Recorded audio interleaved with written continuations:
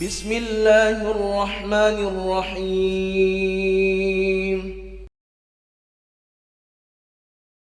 إن الحمد لله نحمده تعالى ونستعينه ونستغفره ونعوذ بالله من شرور أنفسنا ومن سيئات أعمالنا.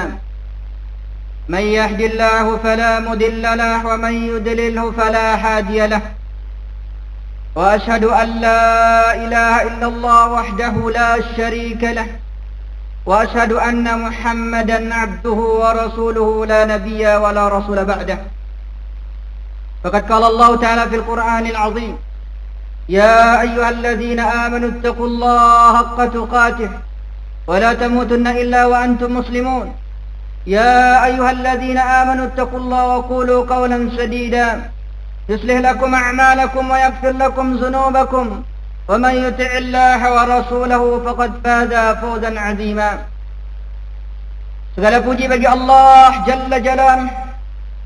Pujian tidak henti-hentinya kita memuji kehadirat Allah terhadap taufik dan inayahnya kita di atas Islam, di atas agama yang mulia ini. Dan ini termasuk nikmat Allah yang paling besar di antara nikmat-nikmat Allah. Sampai-sampai Allah katakan, wala tamutunna illa wa antum muslimun. Janganlah engkau wafat meninggalkan dunia ini kecuali dalam keadaan Islam.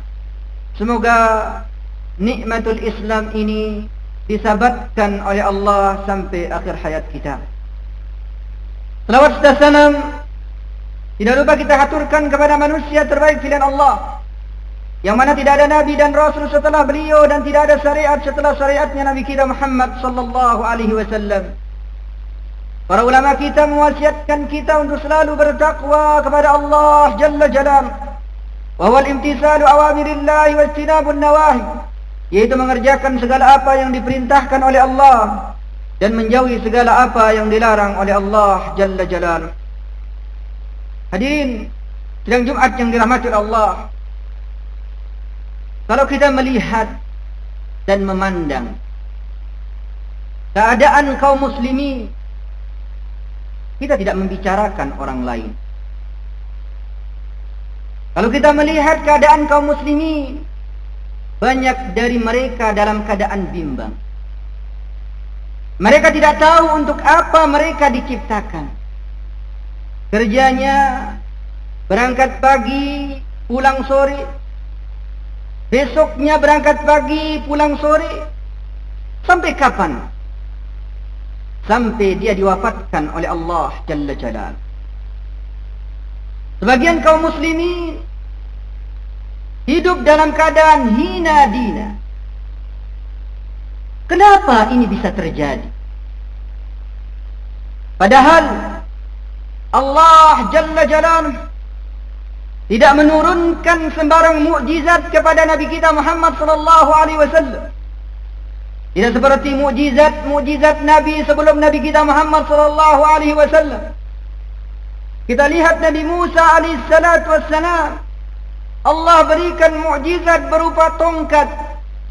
Bersama wafatnya Nabi Musa alaihi salatu wassalam, tongkat itu tidak berguna lagi. Berbeda dengan mukjizat yang diturunkan kepada Nabi kita Muhammad sallallahu alaihi wasallam, yaitu Al-Qur'anul Karim, yang Allah katakan, inna hadzal Qur'an yahdi lillati hiya aqwam. Sesungguhnya Al-Qur'an itu adalah petunjuk menuju jalan yang lurus. Bahkan Allah berfirman tentang Al-Qur'an, Allah katakan, dzalikal kitab la raiba fi hudan lil muttaqin. Itulah kitab, yaitu Al-Qur'an, tidak diragukan sama sekali. Hudan lil muttaqin, petunjuk bagi orang-orang yang bertakwa. Bahkan Allah katakan, wa nunazzilu 'alaihimul Qur'an tibyanan likulli syai', dan kami turunkan Al-Qur'an sebagai penjelas segala sesuatu. Apa yang kita butuhkan dan apa yang kita cari ada di dalam Al-Quran. Tapi sangat disayangkan sebagian kaum muslimin, mereka tidak mengetahui apa isi di dalam Al-Quran. Sebagian mereka berpikir Al-Quran itu hanya surat Al-Ma'idah. Tidak. Sebagian berpikir bahwasanya Al-Quran itu hanya surat Al-Ikhlas saja. Tidak. Al-Quran itu ada 30 juz. Lebih dari 6.000 ayat di dalam Al-Quran. Bahkan 114 surat ada di dalam Al-Quran. Inilah yang menyebabkan kaum muslimin hina dina ketika mereka meninggalkan Al-Quran. Ketika mereka jauh dari Al-Qurannya, ini yang menyebabkan kaum muslimin hina dina. Hadirin sidang Jumat yang dirahmati oleh Allah. Kalau kita melihat, kalau kita berpikir bahwasanya dengan Al-Quran ini Allah akan tinggikan derajat orang-orang yang beriman. Akan tetapi sangat disayangkan, sebagian kaum muslimin mereka tidak mencari apa yang berkaitan dengan kebutuhannya di dalam Al-Quran. Padahal di dalam Al-Quran sudah dijelaskan semuanya. Sangat disayangkan, hadirin sidang Jumat yang dirahmati Allah. Sebagian kaum muslimin mereka ada yang berumur 40 tahun. Mereka tidak tahu apa isi Al-Quran. Mereka tidak pernah membaca Al-Quran. Bahkan mengamalkan apa yang ada di dalam Al-Quran, mereka tidak pernah tahu tentang itu. Sebagian kaum muslimin, sebagian dari mereka ada yang berumur 50 tahun, tidak pernah bertambah hafalan Al-Quran. Dia ingin bertambah hartanya, dia ingin bertambah propertinya, dia ingin bertambah rumahnya, mobilnya, dia ingin bertambah. Tapi hafalan Al-Quran tidak pernah bertambah baginya. Apa yang kita cari? Apa yang kita tunggu? Apakah kita menunggu ketika kita dicabut nyawa kita oleh Allah Jalla Jalaluhu baru kita percaya, baru kita ingat, dan kita tahu bahwasanya umat ini, kata Rasul kita sallallahu alaihi wasallam, umurnya begitu pendek. Maka gunakanlah umur itu. Sebagaimana sabda Nabi kita Muhammad sallallahu alaihi wasallam, "A'mari ummati baina 60 wa 70." Umur umatku di antara 60 sampai 70 tahun.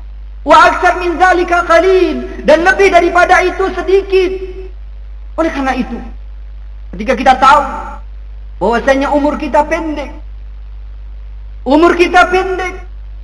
jangan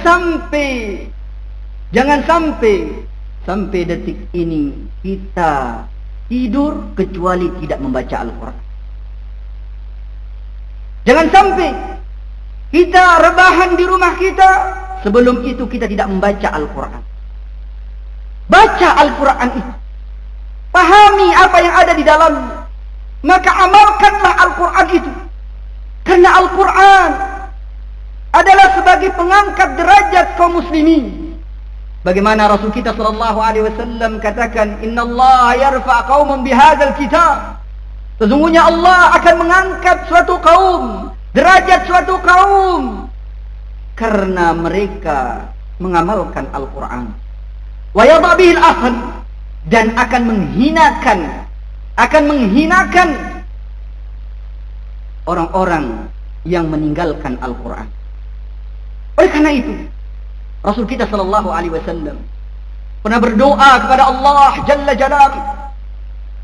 Qala Rabbi, wahai Rabbku, kata Rasul kita sallallahu alaihi wasallam, "Inna qaumi ittakhadhu Qur'anan mahjura." Sesungguhnya ada dari kaumku yang mereka itu meninggalkan Al-Quran. Jangan sampai kita termasuk orang-orang yang meninggalkan Al-Quran, meninggalkan bacaannya, meninggalkan maknanya, meninggalkan amalannya. Kita jangan sampai seperti itu. Karena Al-Quran bukan untuk sekedar dipajang. Al-Quran bukan sekedar untuk koleksi. Al-Quran bukan untuk itu. Tapi Al-Quran itu untuk dibaca. Al-Quran untuk dipahami, dan Al-Quran itu untuk diamalkan. Hadirin sidang Jumat yang dirahmati Allah, mulai detik ini, mulai hari ini, yang sebelumnya kita tidak pernah baca Al-Quran, yang tidak pernah membasahi lidah kita dengan Al-Quran, yang tidak pernah lagi memahami apa yang ada di dalam Al-Quran, maka mulai detik ini berazamlah.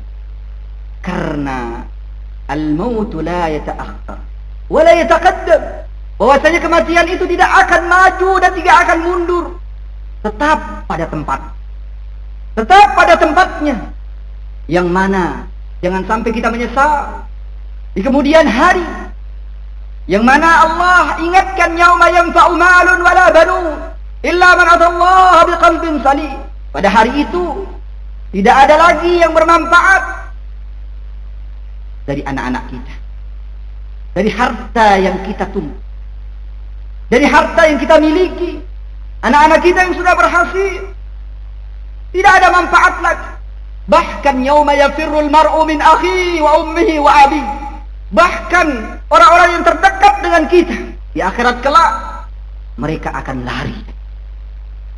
Mereka akan tidak mendekati dengan kita. Yang dulu itu dekat dengan kita, yang selalu berada di sisi kita, yang selalu membantu kita. Pada hari itu tidak ada lagi manfaat, tidak ada lagi gunanya, kecuali seseorang itu datang menghadap Allah biqalbin salim, dengan hati yang lurus. Aqulu qawli hadza wa astaghfirullah li wa lakum innahu huwal ghafur.